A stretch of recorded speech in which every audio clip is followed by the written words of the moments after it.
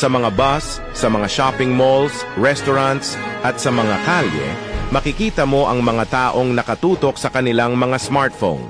Kahit kapag magkakasama ang buong pamilya, hindi na sila nakikipag-ugnayan sa isa't isa, ngunit ang bawat isa ay inuukupa ng kanilang mga smartphone, nagbabrowse ng kanilang paboritong programa. Magagandang babae, masasarap na pagkain, magagandang tanawin, entertainment programs, pelikula, at iba pa. Ang mga bagay na ito na tumutugon sa mga pagnanasa ng tao ay sumasakop sa isipan ng mga tao. Bilang resulta, ang maraming tao, kahit na marami silang libreng oras, ay ayaw lumapit sa Diyos. Ngunit ito ang tiyak na resulta na ninanais ni Satanas.